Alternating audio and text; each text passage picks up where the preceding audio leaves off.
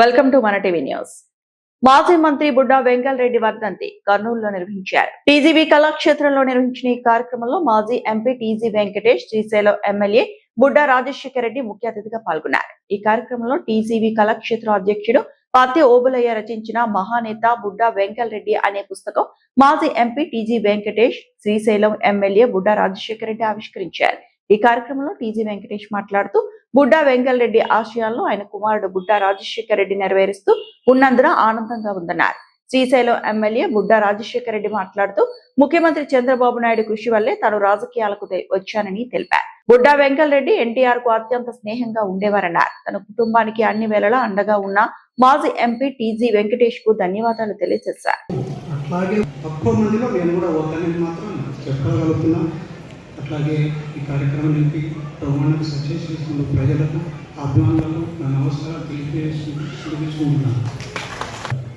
80లో రాజకీయాల్లోకి ప్రవేశించడం, ఆ తర్వాత 82లో తెలుగుదేశంలో ప్రవేశించడం, 83, 85, 89లో ఆయన 3 సార్లు వరుసగా ఎన్నికల ఆయన సీతారామరెడ్డి కూర్చాడు. ఆ తర్వాత ఇప్పుడు రాజశేఖర రెడ్డి గారు కూడా కూర్చున్నారు. ఆయన రాజకీయ రంగస్థలానికి ప్రవేశించాలి.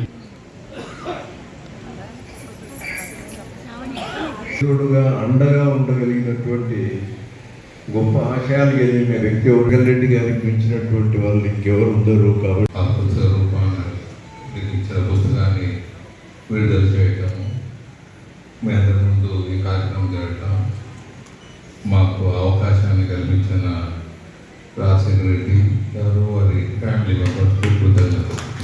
రాజశేఖర రెడ్డి గారు గురించి మాట్లాడేదానికన్నా ఈరోజు బుడ్డా వెంకటరెడ్డి గారు వర్ధంతి గురించి మాట్లాడితే కొద్దిగా ఎక్కువగా సబబుగా ఉంటుంది. రాజశేఖర రెడ్డి గారు వారి కుమారుడైనా, ఏ లీడర్ అయినా ఈరోజు మాకు ఈ సందర్భంలో బుడ్డా వెంకటరెడ్డి గారు గుర్తొస్తుంటారు. ఆయన మనతో లేరు కానీ ఆయన ఆశయాలన్నీ మనతో ఉన్నాయి. ఆయనతో గడిపిన రోజుల్లో అన్నీ ఒక్కోటి గుర్తొస్తుంది. మరి బీవిరెడ్డి గారు చాలా చెప్పారు ఆయన గురించి. అలాగే ఓబులయ్య గారు చెప్పారు, పుల్లయ్య గారు చెప్పారు, మరి అలాగే చంద్రయ్య గారు చెప్పారు. మరి ఈ కార్యక్రమంలో వచ్చిన మరి రాజశేఖర రెడ్డి గారు, వారి శైలజ గారు, వారు రావటం, దంపతులుగా రావటం, వారి పెద్దల మీద ఉండే అభిమానాన్ని మరొకరి గుర్తు చేస్తుందని సభాముఖంగా తెలియజేస్తున్నాను.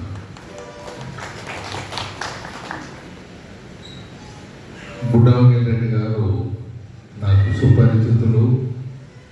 పేపర్ మిల్లు నడవాలంటే ఫారెస్ట్ నుంచి శ్రీశైలం, ఆ ఫారెస్ట్ ఏరియా నుంచి మాకు రా మెటీరియల్ అంటే వుడ్ అనేది వస్తే కానీ ఫ్యాక్టరీ నడవదు అనమాట.